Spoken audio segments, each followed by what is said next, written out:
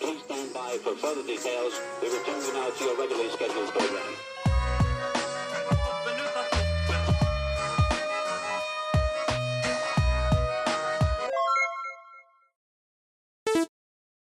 Hello to those of you who are feeling called to this reading in particular. Welcome to your mystery reading.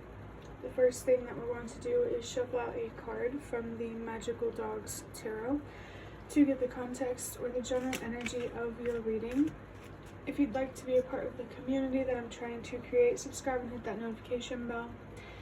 And remember that this is a general reading that could be meant for more than one person. So if you're struggling to find meaning in a message, that's okay. Just let it go, because it might just be meant for someone else. And if it truly was meant for you, the universe and your spirit guides will make that obvious to you either sometime during this reading or sometime during your journey. So, actually, before I get you your first card, I feel called to mention that the color blue might be very, very significant for someone. I feel called to mention that because before I started recording, I have my TV on silent right now, but I looked at the TV screen and I saw the word blue, and then right after that I saw a blue rubber band. Messages about a red string, maybe from a different tarot reader, might be significant, but there could also be something here about a blue string. I'm also feeling something here about pulling the strings, puppet master. Maybe you feel like a puppet, or someone around you feels like a puppet. This could, in general, be about taking more control over a situation by embracing your own power and your own worth more. I also feel like the elasticity of a rubber band is significant, just because the word elasticity felt very, very drawn to it. So I feel like this is about your own adaptability, how your emotions are adaptable. I'm saying your emotions because the color blue reminds me of water, and to me, water reminds me of emotions. Maybe the different elements being related to like your inner world might be significant. Like water represents your emotions, fire represents your passion and your spirit energy, air is your mind, and I want to say that earth is your physical body. It's all that is you. Maybe there's something here about recognizing that you are not separate from the elements. I just saw 333. Maybe there's something very healing about recognizing that maybe the universe is just confirming for you here that yes, you are one with me. You are the universe. It just looks different. Like I'm getting this feeling like it's like even though the material looks different, it's just in a different form. There's some interesting messages coming through. But let's go ahead and get the card from the Magical Dogs Tarot. Wow. We have the Ace of Cups, and look at all of that water. All of that blue. So I definitely feel here that there is a significant spiritual awakening here, especially with the idea of healing. And mentioning fire, I just realized I'm also going to use these cards. This is the Ancestor Spirit Oracle. So the two elements of water and fire could be significant, and I just saw 444. They could somehow be related to your foundation,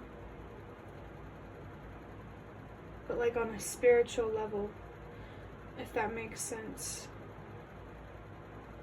There's definitely some sort of truth that will be revealed to you, some sort of epiphany that's really going to help you heal. Like I just feel like someone who's tense, that's, you know, as this awakening or healing is happening, that you don't really feel as intense anymore. You feel as, I mean, I guess what I'm feeling is you feel like as smooth as water, if that makes sense, like emotionally. There's something very calming about water. Maybe you're being called to listen to those videos. It'll be like 3 hours of rain, or just an hour-long video of the ocean and the tides coming in and splashing up against the rocks or whatever. I feel like somehow connecting with water is very significant for whoever is watching this, and I feel like it has something to do with connecting with the fire, your passion that already exists within you. Even though we feel like we don't have motivation sometimes, I don't know if I really believe that's the core. I'm sure it's true sometimes, but I'm talking about when people just, oh, I don't want to go after my dreams because I just don't have the motivation to do it. No, you do have the motivation. It's just being projected in the wrong direction. So I think paying more attention to what you're investing in emotionally could be significant here. Maybe there's something here in the physical world that your emotions are attached to, that you're being called to let go or to walk away from, or to find peace with. These shells here, the shell and that shell, just really stuck out to me. And I heard conch shell, so this makes me think of SpongeBob. I don't know if you've ever seen it, but it's the episode where they have that conch shell in there. I don't know, maybe you should just look it up, because honestly I don't remember it all too well. I did grow up watching a lot of SpongeBob, but it's been a long time. I'm in my 20s now. But yeah, I think this energy is very, very interesting, and I'm going to go ahead and get a card from the Ancestor Spirit Oracle now to see what your ancestors have to say about this healing, this spiritual awakening. First and foremost, the first thing that I feel is that they're definitely there and present with you to help support you in your healing and finding more peace and balance and alignment mentally, emotionally. Like, I'm just getting something here like, wow. Maybe somehow your emotions feel tied to the weather or the elements. But yeah, I totally forgot what I was saying next. Just some crazy, a lot of information came through. So let's go ahead and get this card here for you. Wow, look at all this blue. Psychic strength, shield, talismans, and gold light. Because of this thing that she's wearing, I feel like maybe red could be significant as well for me personally. The color red reminds me of the root chakra, so there's something very healing and sacred about focusing on your foundation. First internally, so that way a stable internal foundation can manifest as a stable external foundation. I feel like this is really about what you believe, your faith. I just feel so much emotion and water type of energy, and I'm honestly feeling that you might be a very emotional, sensitive type of person, and that's why it's so important for you to learn how to protect your energy, to protect your mind from outside influences that you have no control over. So there could be something here that you don't have control over, that you do need to accept that there's nothing you can do but what you've already done. Maybe for someone, I mean the Hamza, that's what this is here in her hand. Hamsa, that's how you spell it. That could be significant for you. And I just saw 10:10. So the universe and your spirit guides are really trying to communicate with you through this Hamza here specifically. Maybe not on this card, but the Hamza. One second. Or there's just a talisman in general. It doesn't have to be a Hamza. Just something that is significant for you that kind of feels like a charm or a significant item. The universe and your spirit guides are trying to communicate with you through whatever that is. There's definitely something here about learning how to reconnect with the stillness within you, so that way the noise is not so loud and your inner voice and your intuition are much clearer, much easier to follow. There's nothing wrong at all with being emotional and sensitive. Actually, there's a lot of strength in that. I just saw 111 and then 1111. So trust yourself and trust that whatever your dreams or your wishes are, they're possible for you. I just think you need to get more control over your emotions, not in a way that's suppressing them, but it's more about accepting them. Like, I feel like you might judge yourself too harshly for being emotional or sensitive or whatever, but you really shouldn't, especially because the universe sees how powerful your sensitivity and your emotions are. It has so much power over your life. And maybe that's why they're trying to wake you up, to get you to realize, like, hey, we see how powerful you are. We just need you to embrace that power and have more control over where you're investing it. And I just felt where you're managing it. I just saw 122 as well. So remember that change starts with you. The more that you learn to love yourself unconditionally in a whole and complete way, the more that you will encourage others to do the same. Embrace the light that already exists within you. Embrace the darkness that already exists within you, so that way there can be a balance between the two. The yin and yang symbol might be significant, or the colors black and white as well. To wrap up this reading, I'm going to draw out one index card from this deck here. These are just, if you can't tell, index cards that I made myself. Candles might be significant for someone. This card just flew on the floor when I grabbed that. Okay. Wow. You're gonna focus? Well, it says the answer is love. I'm not sure why it won't focus when it comes up close, but that's okay. I feel like unconditional love is something that is very meaningful for you, and I think the first thing that the universe and your spirit guides want to know about that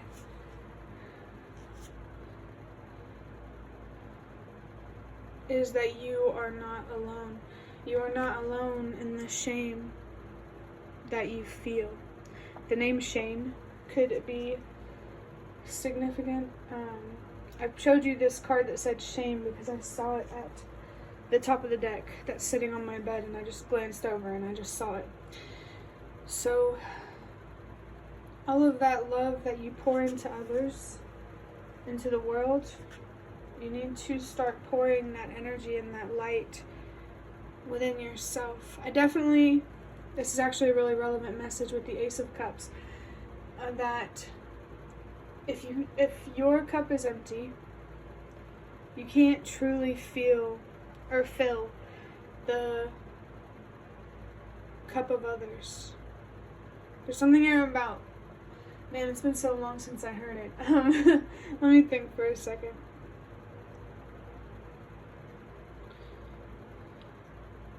It's just generally that feeling of making sure your own cup is full before pouring into someone else's. I almost said pulling into someone else's.